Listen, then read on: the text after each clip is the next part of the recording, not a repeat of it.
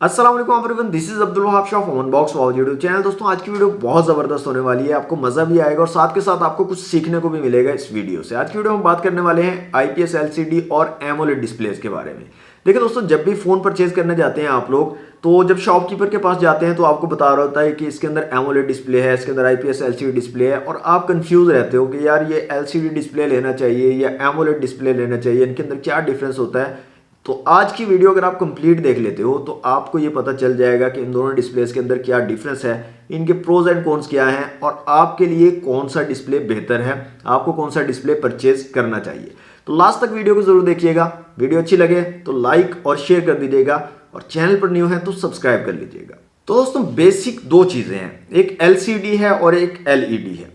LCD आपको समझ आ रही होगी, आईपीएस एलसीडी की हम बात कर रहे हैं। आप सोच रहे होंगे एलईडी कहां से आ गई, हम तो एमोलेड की बात करने वाले थे।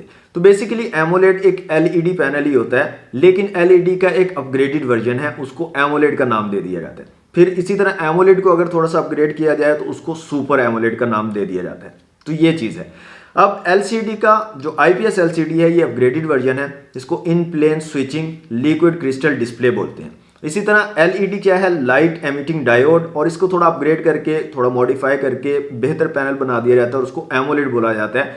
और उसकी फुल फॉर्म की अगर बात करें तो वो होती है active matrix organic light emitting diode. इसी तरह सुपर साथ लगा दिया जाता है जब उसको मजीद मॉडिफाई किया जाता है।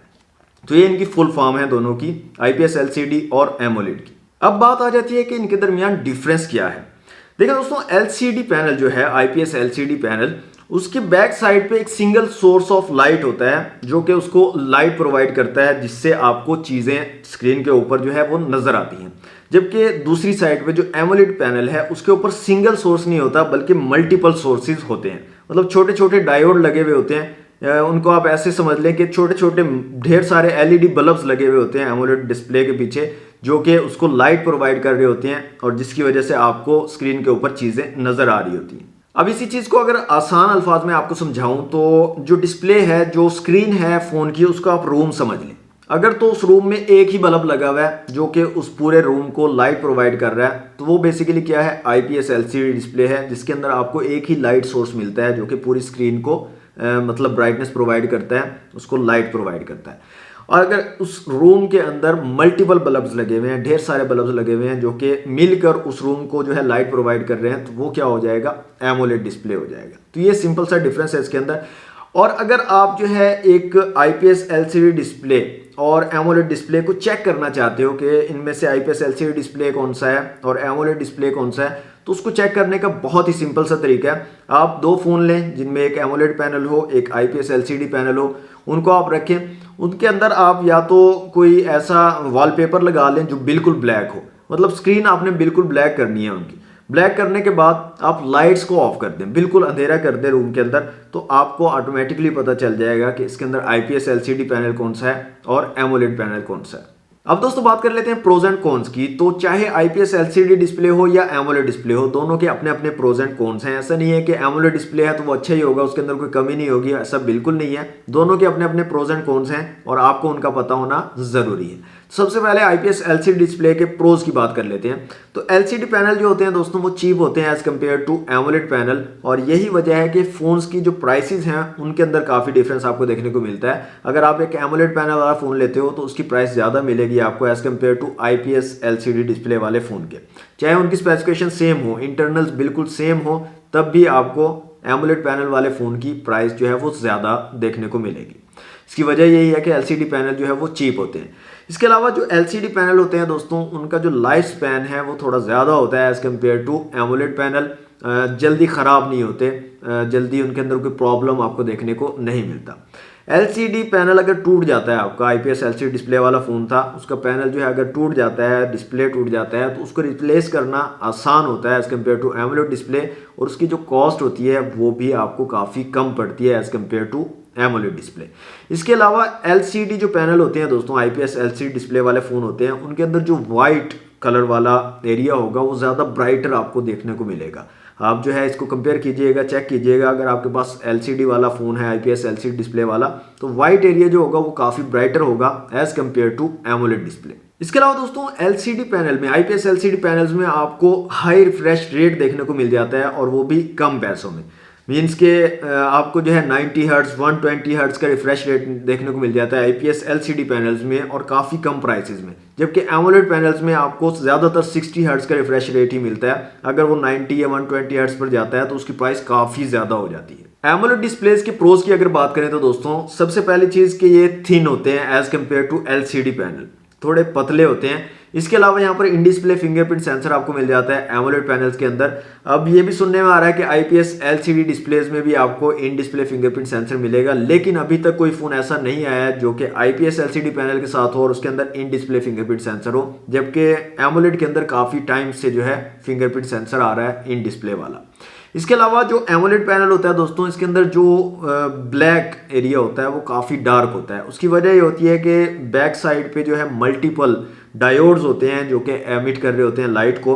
तो जब पूरी स्क्रीन आपकी ब्लैक होती है तो सारे के सारे जो डायोड हैं वो ऑफ हो जाते हैं, लाइट एमिट करना बंद कर देते हैं, जिसकी वजह से जो ब्लैक एरिया है वो काफ़ी ज़्यादा डार्क आपको देखने को मिलता है। जबकि एलसीडी में आपको इस तरह का सिनेरियो नहीं मिलता, वहाँ पे आपको फुल डार्क नहीं मिलता, थोड़ी लाइट जो है वहाँ से एमिट होती रहती है। इसके अलावा जो एमोलेड पैनल होते हैं दोस्तों ये पावर एफिशिएंट होते हैं। इसका मतलब ये है कि बैक साइड पे आपको काफ़ी सारे डायोड मिलते हैं। मीन्स कि जिस एरिया पर उनकी ज़रूरत होती है, लाइट की ज़रूरत होती है, वहाँ पर वो जला देते हैं, उस लाइट को एमिट करते हैं, और जहाँ पर ज़रूरत नहीं होती वहाँ से लाइट को ऑफ कर देते हैं, जिसकी वजह से बैटरी की जो परफॉर्मेंस है वो काफ़ी ज़बरदस्त आपको मिलती है। एमोलेड डिस्प्लेस के साथ बैटरी का जो टाइम है वो बैटरी टाइमिंग आपको काफ़ी अच्छी मिल जाती है ऐसे फ़ोन्स के अंदर। कॉन्स की दोस्तों यहाँ पर बात करें तो आईपीएस एलसीडी डिस्प्ले जो है ये पावर एफिशिएंट नहीं होता। मीन्स कि अगर आपके फ़ोन में आईपीएस एलसीडी डिस्प्ले है तो आपके फ़ोन की जो बैटरी है वो आपको अच्छी टाइमिंग प्रोवाइड नहीं करेगी, जल्दी से बैटरी जो है वो ख़त्म हो जाएगी। इसके अलावा कंट्रास्ट आपको इतना अच्छा नहीं मिलता आईपीएस एलसीडी डिस्प्ले में। इमेजेस और वीडियोस जो हैं उनके अंदर जो कलर्स हैं वो इतने आई कैची और इतने खूबसूरत आपको नहीं लगते। इसके अलावा ब्राइटनेस का थोड़ा बहुत इशू जो है रहता है आईपीएस एलसीडी डिस्प्ले में।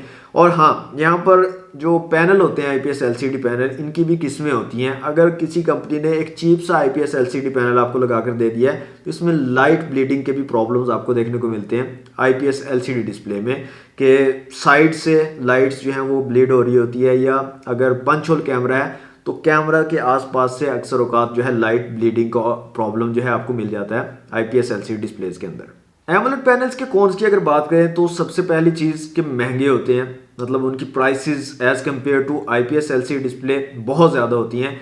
और अगर टूट जाता है आपका पैनल, एमोलेड पैनल था वो ख़राब हो गया, टूट गया, एक तो उसको रिप्लेस करना मुश्किल होता है, रिप्लेस करने में टाइम ज़्यादा लगता है, और साथ के साथ जो उनकी प्राइसेस होती हैं, कॉस्ट जो आपको पड़ती है वो भी काफ़ी ज़्यादा पड़ती है as compared to IPS LCD display. इसके अलावा जो एमोलेड पैनल होते हैं इनका लाइफ स्पैन कम होता है as compared to IPS LCD display. उसकी वजह ये होती है कि इसके बैक साइड पे मल्टीपल डायोड्स लगे हुए होते हैं जो कि लाइट इमिट कर रहे होते हैं। अब वो काम कैसे करते हैं, जिस एरिया पे आपको कलर्स या कोई चीज़ शो करवानी है वहाँ के डायोड जो है वो लाइट एमिट करते हैं, बाकी डायोड जहाँ पर ब्लैक एरिया है वो बंद हो जाते हैं। तो इस तरह से वो जलते बुझते रहते हैं, जिसकी वजह से उनके ख़राब होने के चांसेस ज़्यादा होते हैं। ऐसा नहीं है कि एक साल में ही आपका जो है डिस्प्ले वो ख़राब हो जाए, ऐसा बिल्कुल नहीं है। 5-10 साल 6 साल जो है आराम से निकाल जाता है फ़ोन, लेकिन as compared to IPS LCD display इनका लाइफ स्पैन जो है वो कम होता है। दोस्तों आईपीएस एलसीडी डिस्प्ले और एमोलेड डिस्प्ले के बारे में काफ़ी इन्फॉर्मेशन आपको प्रोवाइड की है। होप्स हो कि नेक्स्ट टाइम आप इस चीज़ में कंफ्यूज नहीं होंगे कि इन दोनों के दरमियान डिफरेंस क्या है। अब बात कर लेते हैं मेन पॉइंट की कि आपको कौन सा डिस्प्ले परचेज करना चाहिए। अगर आपको एक फ़ोन परचेज करना है तो आप एमोलेड डिस्प्ले वाला लें या आईपीएस एलसीडी डिस्प्ले वाला लें। तो उसके लिए हम दो कैटेगरीज बना देते हैं। एक ऐसे लोग हैं जो मल्टीमीडिया ज़्यादा कंज्यूम करते हैं, मीन्स के ड्रामास देखने होते हैं उन्होंने, मूवीज़ देखनी होती हैं, इसके अलावा वो जो है वीडियोस ज़्यादा देखते हैं, ऐसे लोग हैं। और दूसरे ऐसे लोग हैं जो गेमिंग करते हैं, उनको मतलब वीडियोस देखने में या मूवीज़ देखने का इंटरेस्ट नहीं है इतना ज़्यादा वो गेमिंग की तरफ जाते हैं। तो अगर तो आप मल्टीमीडिया वाले हो, मल्टीमीडिया ज़्यादा कंज्यूम करते हो, तो आपको डेफिनेटली एमोलेड डिस्प्ले की तरफ जाना चाहिए, ताकि आपको जो एक्सपीरियंस है वीडियोस देखने का, मूवीज़ देखने का, वो अच्छा मिले। लेकिन अगर आप गेमिंग वाले हो, आप गेमिंग ज़्यादा करते हो, मूवीज़ वीडियोस वगैरह इतना नहीं देखते, तो आपको एमोलेड डिस्प्ले की ज़रूरत नहीं है। आप एक अच्छा आईपीएस एलसीडी डिस्प्ले ले सकते हो हाई रिफ्रेश रेट के साथ। मीन्स कि आपको यहाँ पर 90 हर्ट्ज 120 हर्ट्ज वाला अगर आईपीएस एलसीडी डिस्प्ले मिल रहा है as compared to AMOLED 60 hertz, तो आप IPS की तरफ जाओ, क्योंकि आपको इतना कंट्रास्ट कलर्स वगैरह की ज़रूरत नहीं है, आपको हाई रिफ्रेश रेट की ज़्यादा ज़रूरत है गेमिंग के लिए। तो दोस्तों उम्मीद करता हूँ आपकी कन्फ्यूजन सारी दूर होगी इन दोनों डिस्प्लेज को लेकर, और आपको ये भी चीज़ समझ आ गई होगी कि अगर आपको एक फ़ोन परचेज करना है तो आपको कौन सा डिस्प्ले लेना चाहिए। तो आज के लिए दोस्तों इतना ही। वीडियो अच्छी लगे तो वीडियो को लाइक और शेयर जरूर कीजिएगा। चैनल पर न्यू है तो सब्सक्राइब कर लीजिएगा। मिलते हैं नेक्स्ट वीडियो में। Thanks for watching. अल्लाह हाफिज़।